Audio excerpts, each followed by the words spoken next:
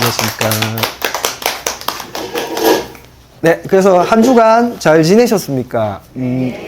지난주에 사실, 살짝 분량 조절에 또 실패가, 요한 힐카누스까지 갔어요. 그래서 분량 조정에 좀 실패해서 오늘은 최대한 좀 명료하게 한번 가보고자 합니다. 그래서, 마카비 혁명에 대해서 처음부터 다시 말씀드리면, 이 북방왕이라는 이 셀레우코스 왕조의 이 안티오쿠스 4세라는 사람이 에피파네스라고 불렸습니다. 신의 현현이라 그래가지고, 그래서 이 사람이 뭐 이집트까지 내려갔다가 뭐 굴욕도 당하고 막 그랬어요. 그래서 이 셀레우코스 왕조는 그 이집트 쪽에 있던 프톨레마이오스 왕조하고 달라가지고 강력한 헬라화 정책을 추진합니다. 그래서 유대 땅에 가서 뭐 그리스식으로 막 다 바꾸려 그래요. 그래서 뭐 할례도 금지시키고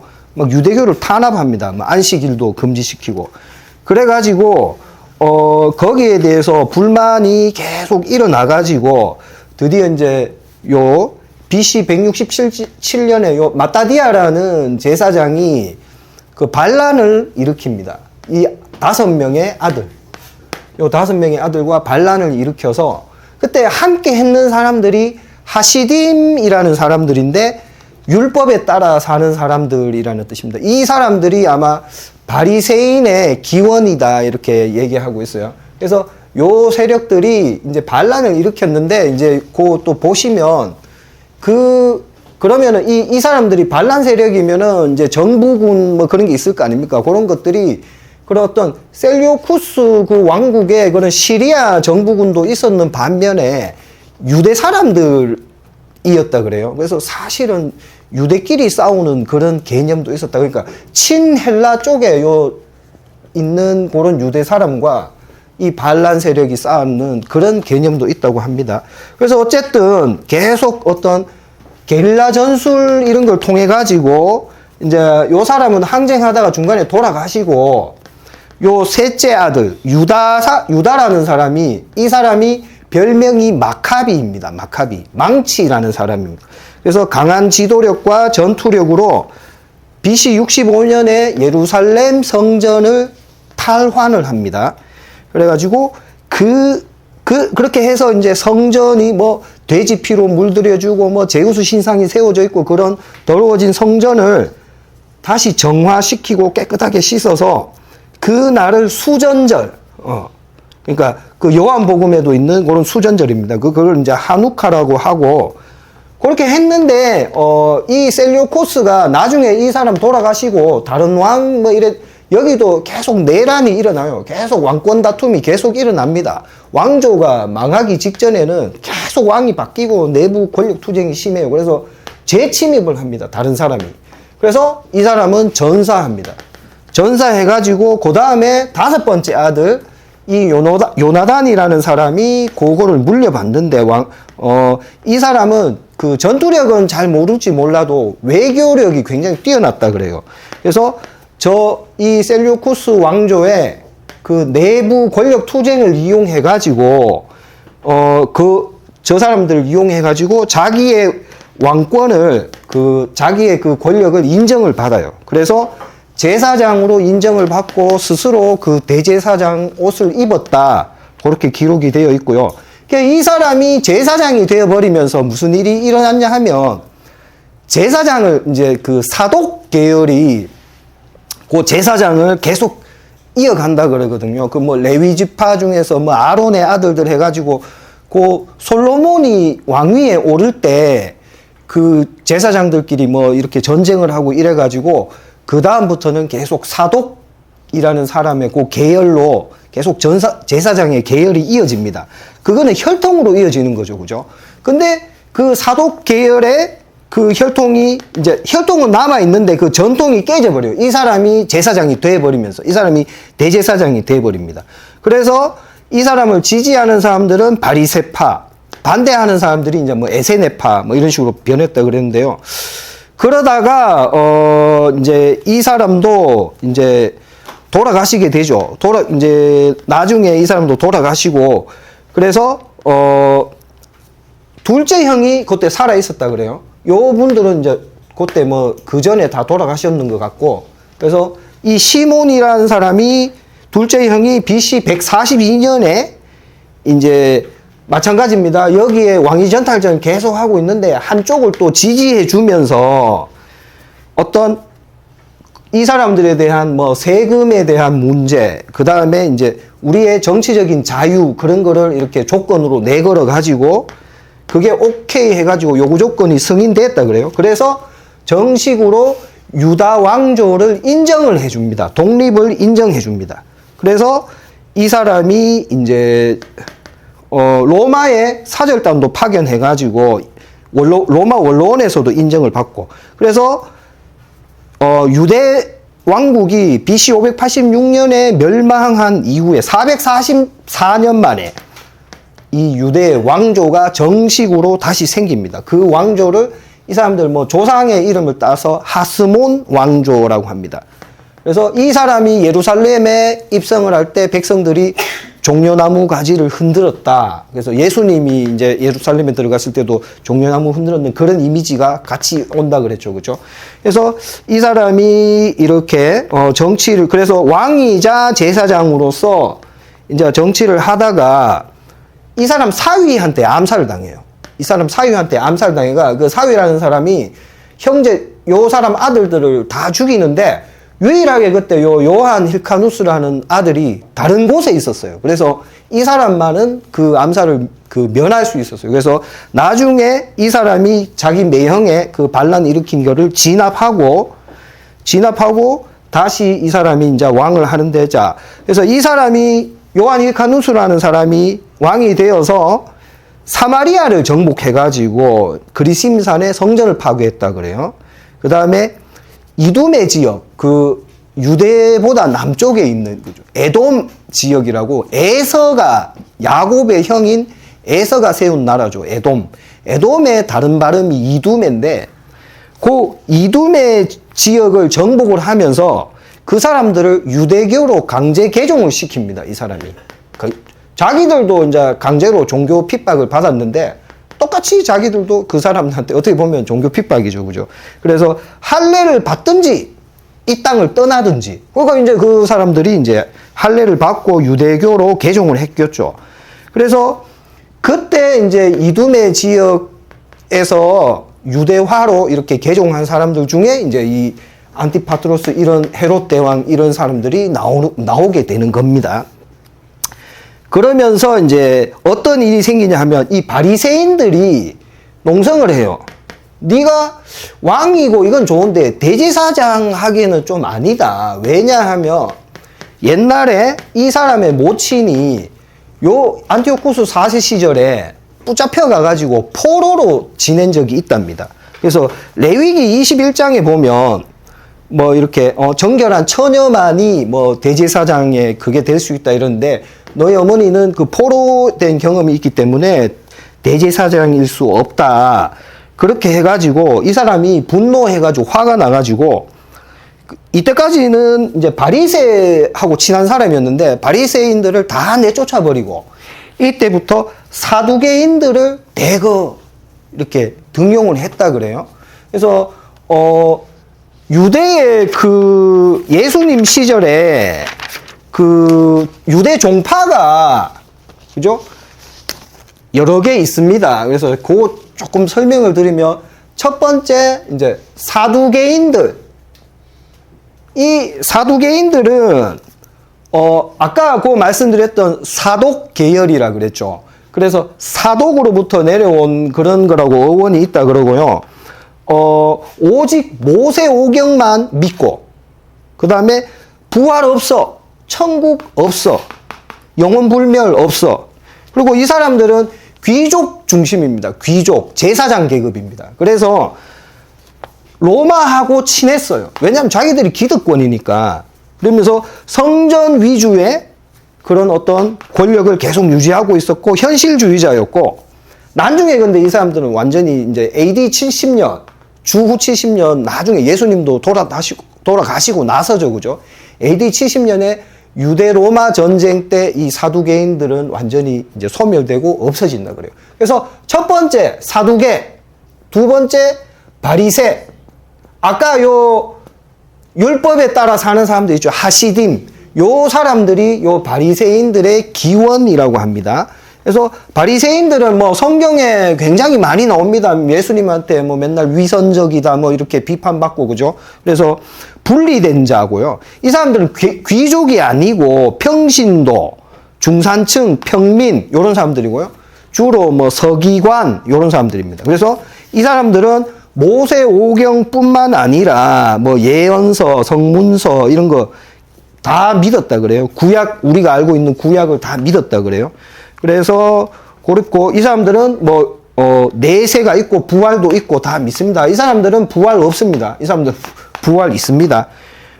그래서 전통적이면서 경건주의자들이고 율법을 굉장히 준수하고 그렇게 했던 사람들입니다. 그래서 그 유대가 완전히 로마에 의해서 성전이 파괴되고 멸망된 후에 그 유대교가 다시 재건될 때 이제 목사님도 지난 주일날 뭐 그런 얘기를 좀 하셨는데 랍비 중심의 유대교, 오늘날 유대교로 재편될 때 이제 살아남은 요 바리새인들입니다.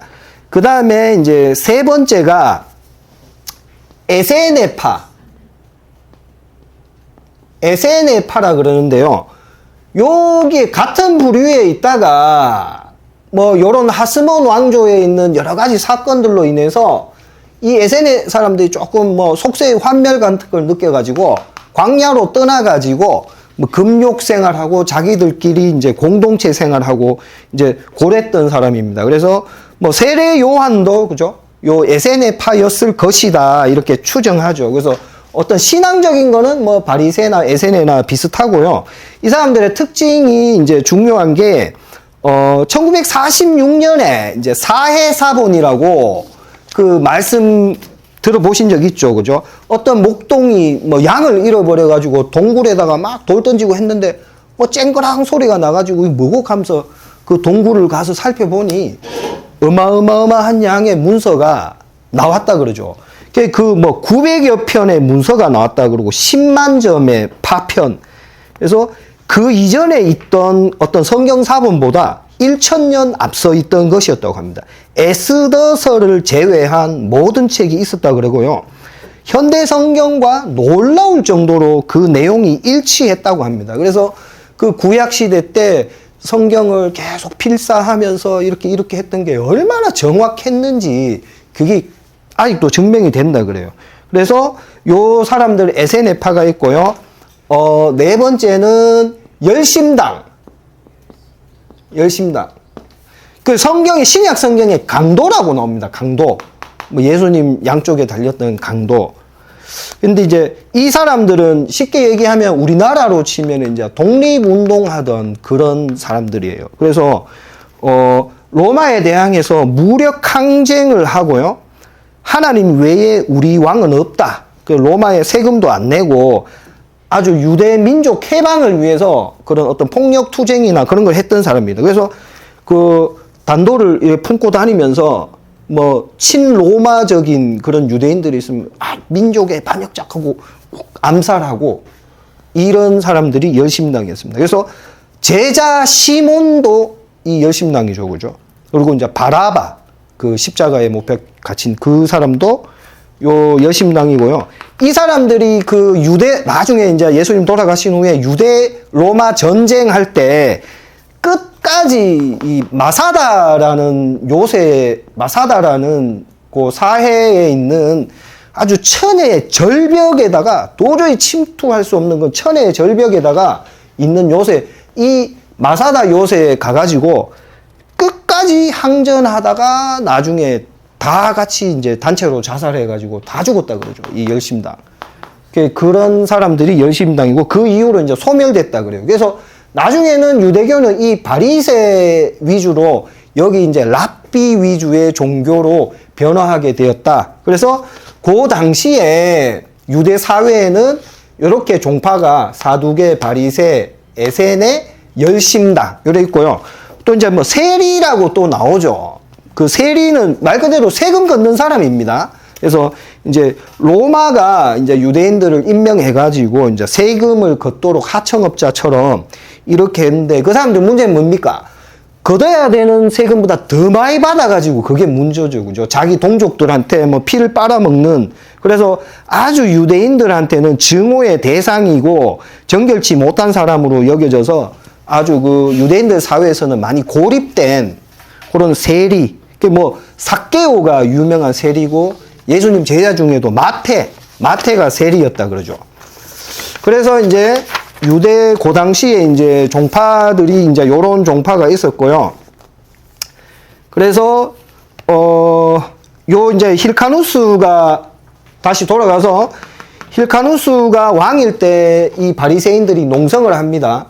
왜? 모친이 옛날에 포로였던 적이 있다. 그래서 이제 분노해서 싹 바꿨다. 다 바리새인들 다 쫓아쁘고 사두개인들을 중용을 했다. 예.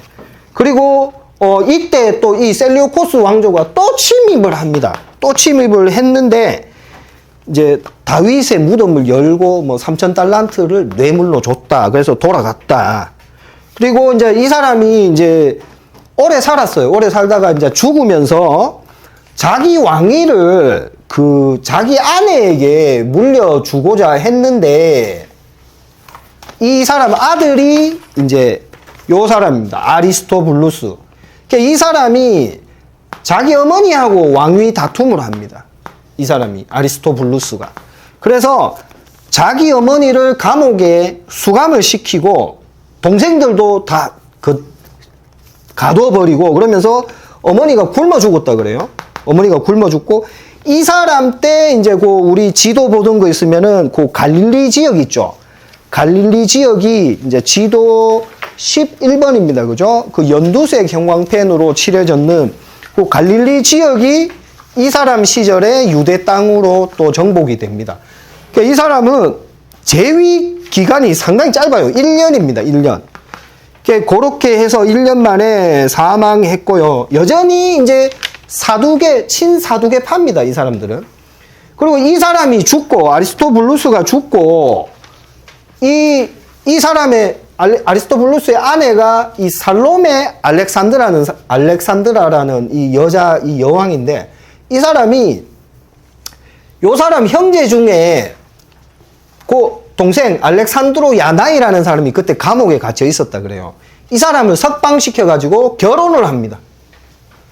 그러니까 우리 오늘 목사님 설교 말씀 중에 이제 형사 취수제라는 게 있다 그랬죠. 형이 자손이 없이 죽어버리면 동생이 이제 형수를 이렇게 해서 대를 잇게 한다 그건데요. 요걸 제가 또 나름 또 해보니까 형사 취수는 맞는데 그래도 좀 개념이 다르다. 왜냐하면 요 경우는 자기들의 어떤 왕권을 계속 유지하고 하기 위한 거였지 형이 후손이 없고 그런 거는 조금 아닌 것 같다. 예, 그런 내용이 있더라고요. 어쨌든 이 알렉산드로 야나이라는 사람도 꽤나 오래 통치합니다. 27년을 통치하는데 이 사람이 이제 가장 넓은 영토를 만들었어요. 그 지도 있죠? 지도 11번 보면 그 보라색 땅이 이 알렉산드로 야나이 왕, 이 사람일 때 넓혀진 영토입니다. 그래서 가장 넓은 영토. 다윗 솔로몬 시대 전성기 때만큼의 그런 넓게 영토를 확장시킨 사람이고요. 이 사람이 이제 제일 중요한 게 BC 93년에 초막절 물붓기 사건이라고요. 이 무슨 사건이냐면 이 사람이 제사장, 왕이자 제사장이라 그랬잖아요. 그래서 이제 그 초막절에 제사 행사, 그 행사를 이렇게 주관을 하는데 이 바리새인들이 막 야유를 합니다. 그죠? 막 그때 농성했다 그랬죠. 물러나라고. 그러니까 이 사람이 기분이 나쁘니까 물을 이렇게 제단에 이렇게 막 붓고 해야 되는데 자기 발에다가 물을 부었다 그래요. 니네가 어쩔 건데 그런 식으로. 그래가지고 바리새인들이 막 과일을 집어 던지고 포로의 아들 그러면서 막 야유를 퍼부었다 그럽니다. 그래가지고 이 사람이 엄청 극대노를 해가지고 무력으로 진압을 합니다. 그래서 이때 내전이 발생해가지고 바리새인들 6,000명을 학살했다고 그럽니다. 이 사람이. 그래서 백성들이 이 사람을 되게 싫어했겠죠. 그죠? 학살자 그런 거니까. 그래서 이후에 6년 동안 유대 땅에서 내전이 일어납니다. 6년 동안. 그러는 동안 5만 명 정도가 사망했다 그래요. 그래서 이때 이 바리새인들이 요 셀레우코스 여다가 또 가가지고 도와달라고 요청을 하는 거야. 이게 나라가 힘이 없으면 항상 외세한테 자꾸 도와달라 그래요. 이 셀레우코스 이 나라에 가서 또 도와달라 한 거야. 그래가지고 여기서 군대를 파견했는데 이 왕이 도망칩니다. 뭐 가까스로 목숨만을 건졌다 그래요. 그래서 왕이 도망쳤는데 여론이 반전이 일어나 버리는 게 이 동정론이 일어난 거야. 왕이 도망가니까 이 반란했던 반란군들이 이 사람 편에 섣불어 있는 거야. 저 외래 세력이 또 와버리니까. 그래가지고 이 셀레우코스 군대를 몰아내버립니다. 그래서 이 사람이 이제 돌아왔어요. 돌아왔고, 요 사람 이제 정치 기간 시절에 요 안티파트로스 1세라는 사람을 이두메의 총독으로 임명합니다. 아까 그 유대 남부의 에돔 땅이라고 그랬죠. 이 사람이 헤롯 대왕의 할아버지입니다. 원래 그 이두메 쪽에 유력한 그 귀족이다 그래요. 그래서 이 사람이 그 이두메 총독직을 이 안티파트로스라는 사람, 헤롯 대왕한테 물려주고요. 예, 그래서 그렇게 됐다 그러고요. 그래서 이 사람이 통치하는 기간에 어쨌든 계속 그 로마하고 그쪽 소아시아 지역에는 계속 쟁탈전이 일어나면서 로마가 거기를 이제 다 이깁니다. 결국은 다 이겨서 하나하나 정복하면서 이제 점점 이제 유대 땅으로 내려옵니다. 그래서 이 사람이 27년 동안 오랫동안 통치를 했죠 하면서 유언을 뭐라고 남겼냐 하면 자기 아내한테 바리새인들하고 화해를 좀 해라. 내가 해볼게. 이 사람들하고 잘 지내는 게 좀 좋겠더라. 왜냐하면 대다수의 민중들은 바리새인들 편이거든요. 요 사두개인들은 귀족 계층이라 그랬습니다. 그죠? 그래가지고 이제 돌아가셨는데, 이 사람 이후에 이 사람의 와이프죠. 그죠? 이 살로메 알렉산드라가 여왕으로서 9년 동안 또 통치를 하는데요. 이 사람은 백성들한테 인기가 좋았다 그래요. 왜냐하면 원래 이 사람 자체가 율법 잘 지키고 그 좀 좋은 사람이었나 봐요. 그래서 남편의 유언을 또 따라서 이 바리새인들을 이제 좀 화해를 하고 사두개인들은 좀 추방을 하고 그랬어요. 그래서 이제 바리새인에게 화해하고 이제 사두개를 추방했는데 이때 또 그런 것도 있죠. 그죠? 이 사람들이 자기들이 또 정권을 잡고 정계에 들어오니까 여기다가 복수하는 거야. 사두개인들. 그래서 사두개인들을 또 많이 죽였다 그래요. 이 사람들이. 그래서 이제 이때부터는 어떤 정치적인 주도권을 이 바리새인들이 잡았습니다. 근데 이제 이분이 이제 어떤 일이냐면 이분이 여자잖아요. 그죠? 여왕이잖아요. 그 여자는 이 사람들은 대제사장이자 왕이다 그랬는데 제사장을 못하는 거야. 여자니까. 그래서 자기 아들 장남 요한 힐카누스 2세라는 장남한테 대제사장으로 임명을 하고 이제 자기는 왕으로 다스렸겠죠. 그죠?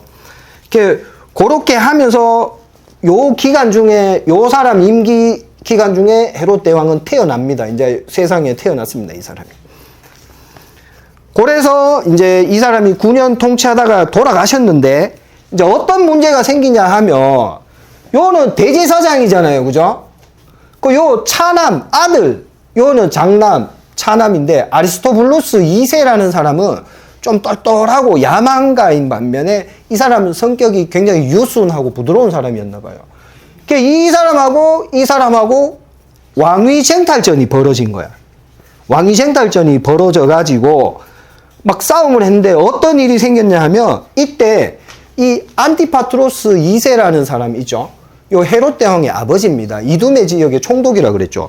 이 사람이 그 나바티안 왕국이라고 그 지도 보시면 이두메보다 더 남쪽, 사해 남쪽 여기 보면은 나바티안 왕국이라고 있죠. 그죠? 그 나바티안 왕국에다가 군사 좀 보내도 요 내란 일어났으니까 좀 지원해도 그래가지고 5만 명의 병력이 예루살렘으로 진군을 했는데요. 이 사람이 가만히 있겠습니까? 이게 이제 안티파트로스 2세라는 사람은 요한 힐카누스 편이거든요. 이 사람이 가만히 안 있죠. 그때 드디어 이 사람 쪽에서 간 거야. 폼페이우스한테 간 거야.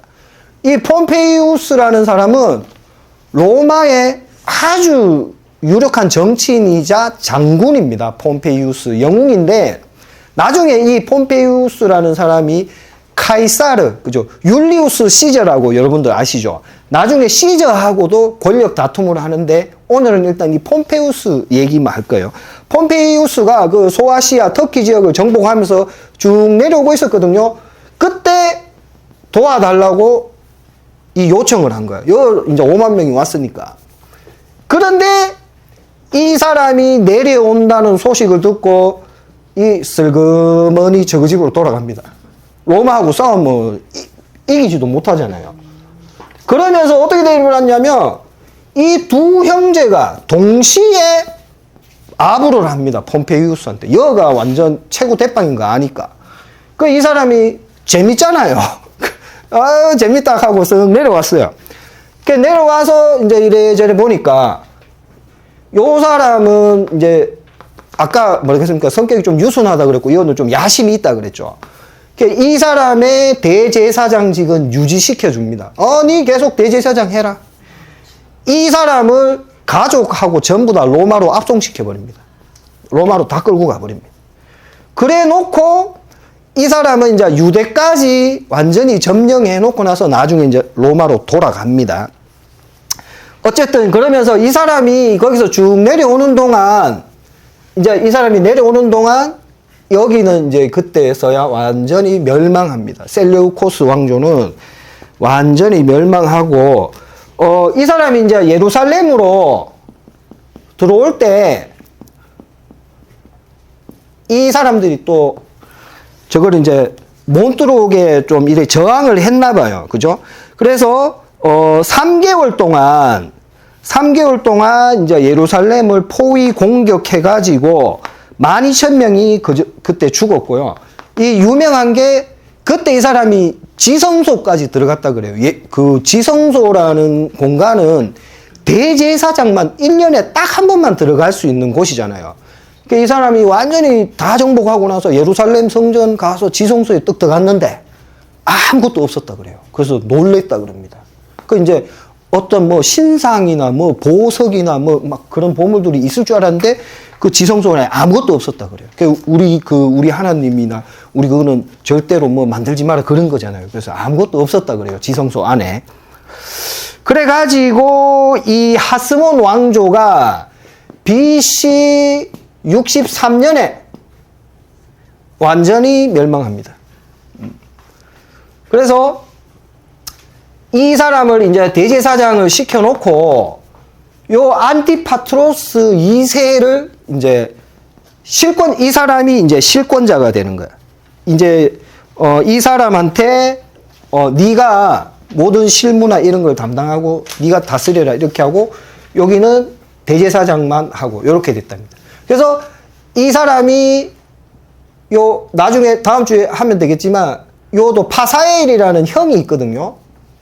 파사엘이라는 사람한테는 유대 지역을 다스리게 하고 요 헤롯 대왕한테는 갈릴리 지역을 다스리게 나눠줬답니다. 두 아들에게.